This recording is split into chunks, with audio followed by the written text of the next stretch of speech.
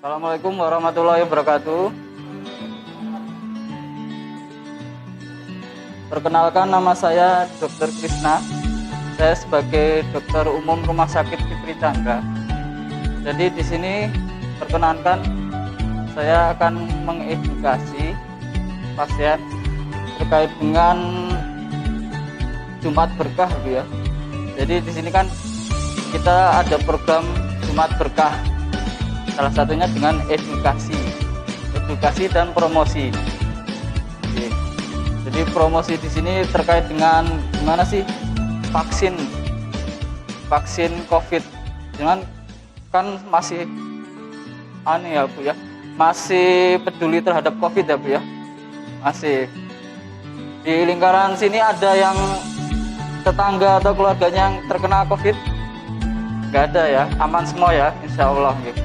Emang ya kita sebenarnya nggak perlu takut sama COVID, dan kita yang perlu digarisbawahi di sini, kita harus waspada.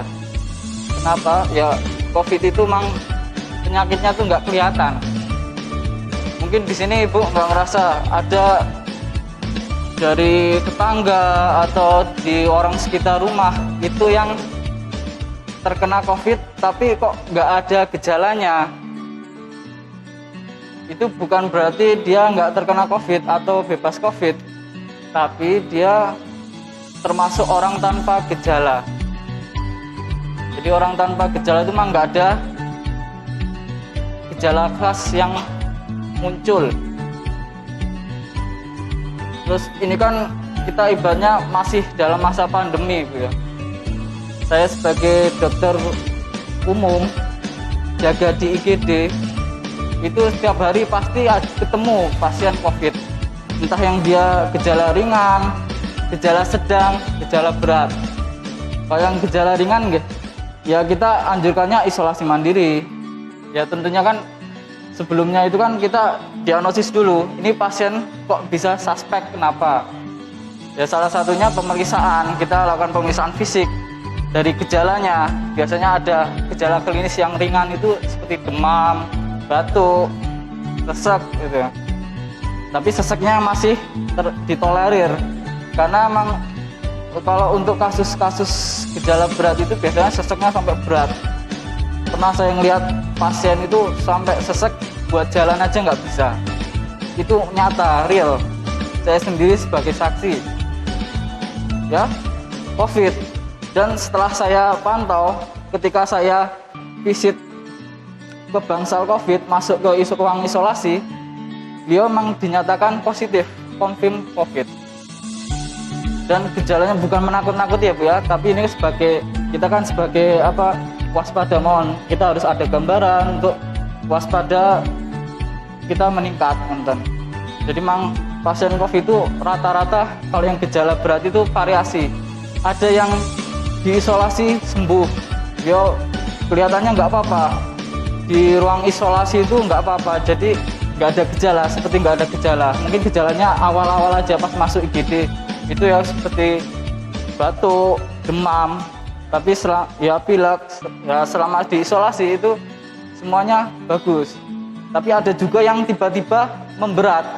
Pernah saya lihat ketemu pasien hari pertama di IGD itu dia gejalanya cuma ringan, sedang, seseknya sesek ringan.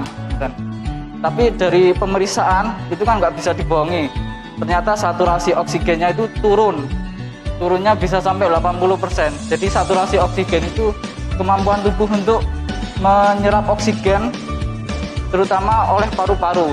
Ya kalau misalnya di bawah 80%, dia otomatis tubuh itu akan mengeluarkan gejala sesek, dan kalau dibiarkan terus-menerus akan terjadi hipoksia otak. Hipoksia otak itu bahaya karena bisa menyebabkan henti jantung, henti nafas, dan gangguan metabolis lain. Terus gejalanya memang variasi. Kembali ke ruang isolasi, ketika saya visit, ada yang pasien tuh gejalanya ringan, sedang, kayak nggak ada gejala. Jadi di dalam itu seperti biasa aja, nonton TV, main HP, ngobrol sama pasien lain. Ada yang gejalanya berat, sesek, nggak bisa aktivitas. Dan itu biasanya kalau gejala berat itu cepat. Hari pertama saya periksa, kelihatannya bagus, dia ngobrol, kita asik ngobrol, maksudnya dia kondisinya kompos mentis, dia diajak ngobrol nyambung. Tapi ke hari kedua, hari ketiga tiba-tiba sesek. Hari ketiga, hari keempat itu ngedrop dan udah nggak bisa ditolong. Ya emang COVID itu nyata ya Bu ya. Nah, ya kita bukan menakut-nakuti, emang COVID itu nyata dan kita harus waspada. Salah satu usaha kita ya apa Bu, yang udah dijelaskan atau diedukasi oleh pemerintah. Jangan tahu kan 3M, di TV-TV sampai bosen itu, sampai di TV-TV ada, di puskesmas ada, pokoknya bahkan di instalasi kayak non medis seperti kepolisian atau tenaga catatan sipil atau dinas-dinas pemerintah terkait atau organisasi masyarakat itu sudah dijelaskan 3M. Masih ingat ya Bu ya 3M? Semua di sini insya Allah yang M pertama itu kalian semuanya sudah melakukannya, yaitu pakai masker. Yang kedua juga udah, yaitu menjaga jarak. Yang ketiga ini yang sering lupa. Kenapa sering lupa? Karena itu kan ibaratnya kebiasaan baru ya Bu ya. Dulu apa, ingat kalau misalnya mau makan cuci tangan. Nah cuci tangannya itu kadang lupa kan ya, apalagi sekarang kan harus pakai sabun sama air mengalir. Nah itu yang harus diingat. Jadi 3M yang ketiga itu yang sering lupa itu harus diingat. Karena ini terkait dengan COVID. Biar pengendalian COVID-nya itu segera menurun. Karena jujur saya sendiri aja udah bosen Bu ya. Jaga pakai masker, jaga pakai alat lengkap, itu udah nggak betah. Makanya kita masyarakat, tenaga kesehatan, yuk kita saling bantu-membantu biar COVID ini cepat selesai. Nah itu tugas kita yang di lapangan, yang di masyarakat, di bawah. Nah ada juga yang usaha yang ketiga itu yang dari pemerintah. Jadi pemerintah itu memberikan suatu program. Programnya apa? Konvertas ya Bu ya. Di sini ada yang sudah divaksin. Belum. Ada yang dari tenaga misalnya pendidik atau tenaga penyuluh atau misalnya guru, polisi. Belum ada ya Bu ya. Oh ya emang rata-rata emang kalau untuk pas hari ini itu masih terkendalanya itu ya, programnya itu masih ke bagian tenaga kesehatan. Yang pertama diutamakan, yang kedua ini guru, dinas, terus juga sama tenaga kesehatan. Jadi kalau untuk ini untuk masyarakat awam terutama itu akan segera berlangsung. Ya intinya jenengan sabar mawon. Yang penting jenengan harus siap dan harus tahu vaksin itu apa. Ya kita sebenarnya di sini ya biar tahu aja ya vaksin itu apa, bahaya enggak, Jenengan kalau misalnya hari ini divaksin mau bersedia, sedia mboten Bu? Dereng. Lah kenapa Bu? Oh ya, Simpang Siur ya. Oh, okay. Terus biasanya kenapa Bu? Kalau yang bikin takut itu apa? Oh aman apa mboten? Ya. Emang banyak ya, nggak cuma jenengan. Masyarakat itu kebanyakan ini masih pada takut. Karena memang vaksin itu kan hal yang baru, apalagi vaksin COVID. Udah penyakitnya kok belum selesai kok ada vaksin, okay. Masyarakat mesti bertanya-tanya. Jadi memang nonton itu, okay. Tugas kita sebagai tenaga kesehatan memang mengedukasi. Jadi berdasarkan jurnal literatur yang saya baca, emang vaksin itu terutama vaksin yang akan kita lakukan, terutama vaksin COVID itu memang dari segi keamanannya itu sudah dilakukan uji klinis ya. Jadi untuk efektif atau botennya itu sudah ada. Jadi vaksin itu enggak serta-merta langsung dikeluarkan gitu dari vaksin selesai, vaksin sudah diproduksi itu langsung diberikan ke manusia, itu enggak seperti itu. Karena memang perlu ada tahapan-tahapannya. Jadi tahapan yang pertama kan vaksin itu harus diuji ke hewan dulu. Kenapa uji hewan? Karena biar tahu itu efektif mboten. Jadi kan vaksin itu sebenarnya bukan kita memasukkan virus baru, virus aktif ke dalam tubuh pasien, bukan, tapi virus yang inaktif atau yang boten aktif, dan virusnya itu boten virus utuh. Jadi virus COVID itu sebenarnya punya beberapa bagian. Pertama dia punya kepala, punya tubuh, punya ekor, dan materinya itu simpel. Jadi genetik, kepalanya punya virus, misalnya dia virus mRNA, dia punya materi genetik, cuma satu materi genetik, sedangkan tubuh kita itu bermiliar-miliar materi genetik. Jadi memang simpel banget. Terus yang kedua dia punya badan, punya ekor, terdiri dari serubung protein. Ya, serubung proteinnya itu yang diambil. Jadi virus itu salah satunya ada yang mengambil dari bagian kepalanya, bagian badannya, bagian ekornya. Jadi memang buatan virus aktif. Ibaratnya di logika mawon, kalau yang diambil cuma kepala badannya, apa masih bisa gerak virusnya, apa masih bisa hidup? Pasti enggak kan, nggih?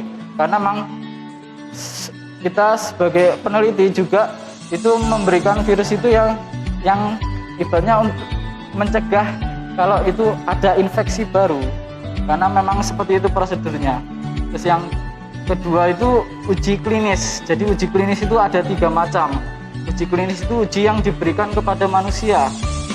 Jadi ujinya pertama nanti dilihat efektif enggak, dia spesifik enggak antigen yang diberikan. Antigen itu bagian virus yang dimasukkan atau diberikan uji klinisnya, uji kemanusiaannya. Kedua, dia ada efek samping enggak. Nah, terus yang ketiga, efek sampingnya itu berbahaya enggak? Karena jujur saja semua vaksin itu pasti punya efek samping. Dan dari peneliti yang sudah melakukan uji klinis, biasanya para peneliti ini akan menekan efek samping yang terlalu berbahaya. Makanya memang efek samping itu pasti ada. Saya sendiri yang sudah divaksin 2 kali ada efek sampingnya. Pas saya divaksin bulan Februari kemarin, yang vaksin pertama dan vaksin kedua itu memang pertama saya rasanya nyeri, kadang di sini nyeri, karena memang wajar, karena suntikan kan di bagian otot. Bagian otot itu kalau misalnya ada luka peradangan, dia akan menyebabkan sel-sel peradangan di situ. Jadi nyerinya itu nyeri yang akan bertahan sampai 2 hari. Tapi setelah 2 hari akan hilang. Terus yang kedua rasanya lemes. Kenapa lemes? Karena memang kalau sudah masuk antigen atau virus yang inaktif tadi, tubuh itu akan terbooster. Jadi di dalam tubuh kita tuh ada sel imun. Ya, ada sel darah putih, sel darah merah, serum, terus sel-sel T, sel-sel ibaratnya sel-sel limfosit yang untuk sistem imun terhadap virus, dia akan meningkat. Jadinya tubuh akan merasa lemas, capek, lunglai, itu wajar. Tapi itu termasuk gejalanya ringan. Dan gejala yang selanjutnya ya nyeri-nyeri otot tadi, terus pusing, kadang itu pusingnya juga pusing ringan, dan itu biasanya reversible atau tidak akan terus-menerus. Jadi kembali seperti biasa, normal. Memang wajar semua, karena sebenarnya itu adalah antigen atau materi yang baru dari tubuh. Tubuh itu kan ada proses pengenalan. Jadi kalau sudah pengenalan, dia akan membentuk suatu antibodi. Nah, diharapkannya untuk antibodi yang dibentuk itu biasanya maksimalnya sampai 3 minggu ya. Nah, setelah 3 minggu dari suntikan pertama akan muncul kekebalan alami. Karena memang tujuan vaksin itu bukan sebagai obat ya Bu ya. Vaksin itu bukan sebagai obat, tapi sebagai booster, sebagai pemacu tubuh biar dia kenalan dulu sama virus barunya atau materi baru, antigennya itu yang baru itu. Jadi virus baru kalau tiba-tiba kena virus COVID, padahal tubuhnya belum ada perkenalan, jadi dia kaget, jadi langsung gejala sedang. Nah makanya dari penelitian di mana vaksin yang sudah diprogramkan pemerintah Sinovac itu sudah sebenarnya kita tuh negara bukan pertama yang sudah menjalani vaksin Sinovac, tapi ada juga negara Brazil, negara Inggris itu sudah memberikan vaksin. Dan dari faktanya terjadi di mana vaksin itu menekan angka peningkatan virus atau positif virus sebanyak 60%. Jadi ibaratnya, saya kalau misalnya sudah divaksin dengan ada orang yang belum divaksin, itu saya 6 kali lebih rendah terkena virus COVID daripada orang yang belum divaksin. Dan terbukti aman. Tidak ada penemuan di mana pas yang sudah disuntik vaksin itu tiba-tiba gejala berat. Terus jenengan juga paham ya Bu ya, kalau misalnya ada berita kok habis divaksin itu kok ini ada yang positif. Nah, kita cuma meluruskan ya Bu ya, kita kan sebagai tenaga medis ibaratnya memberi edukasi. Jadi memang vaksin itu pada dasarnya itu nggak bisa memberikan atau menyatakan kalau misalnya vaksin masuk dalam tubuh itu akan terjadi positif COVID, itu bukan. Jadi memang kebanyakan kalau misalnya yang di masyarakat itu kan pahamnya kan kadang salah. Jadi memang tiba-tiba kemakan informasi yang salah di mana vaksin itu nggak bisa menyebabkan positif. Tapi mungkin pada saat itu dilalah kebetulannya orang yang divaksin itu pada saat screeningnya nggak ketahuan sebenarnya virus COVID itu kan ada masa inkubasinya, dan masa inkubasi itu masa dimana dia nggak ketahuan gejala maupun apa yang kelihatan dalam tubuh. Jadi saat itu kan dimana kan kalau pas fase screening, kalau pasien yang ingin diimunisasi dia tidak terlihat. Jadi mungkin aja dia sudah terpapar virus sebelumnya sebelum dilakukan screening, karena masa inkubasinya itu 1-7 hari. Nah setelah itu dilakukan vaksin, ternyata dilalahnya kemarin yang kasus itu kan ada yang positif karena emang dia sebenarnya sudah dapat virus baru dan divaksin, dan ketika divaksin itu sebenarnya bukan karena vaksinnya tapi memang karena dia sudah terpapar virus dulu. Karena kan kita nggak tahu kalau virus itu kan sebenarnya sudah di lingkaran circle kita kan. Ya intinya kita ibaratnya harus mendukung program pemerintah ya kalau program pemerintah kan ibaratnya vaksin itu kan harus dilakukan. Karena kenapa? Mau nggak mau kita harus vaksin. Kenapa? Karena kalau ingin pandemi ini berakhir, vaksin itu harus minimal 70% atau 80% dalam masyarakat itu semua sudah divaksin. Tujuannya apa? Tujuannya yaitu herd immunity. Herd immunity itu kekebalan kelompok yang akan muncul ketika sebagian besar kelompok masyarakat itu divaksin. Misalnya dalam satu kelompok masyarakat itu sudah 70% divaksin dan 30%-nya belum. Dan dilalui pas 30% itu ada yang positif. Dia kalau misalnya ketemu lingkaran circle yang sudah divaksin, otomatis kan dia untuk menularkan ke circle-nya itu atau sekelilingnya itu kan akan menurun. Otomatis dia sudah misalnya ketemu ada pasien positif satu dalam circle 5 orang, dalam 5 orangnya itu semuanya 4 orangnya itu semuanya sudah divaksin dan 1 orang yang belum divaksin.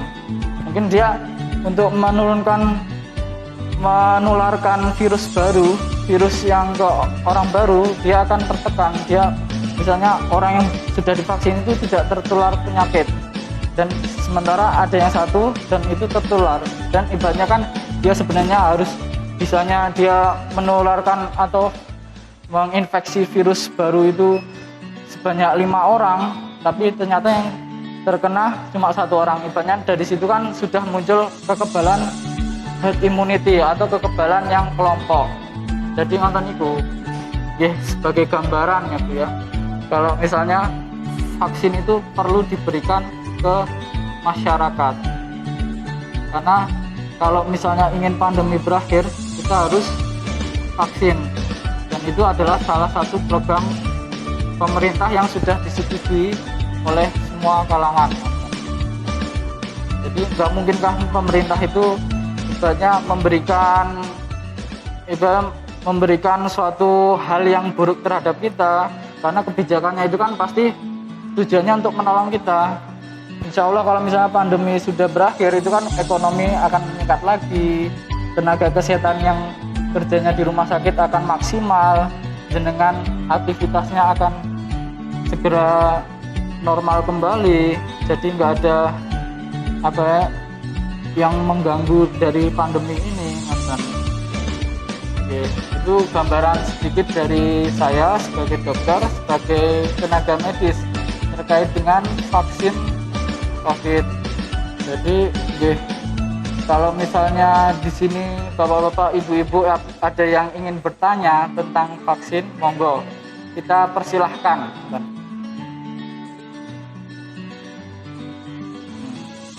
Ya paham ya Bu ya?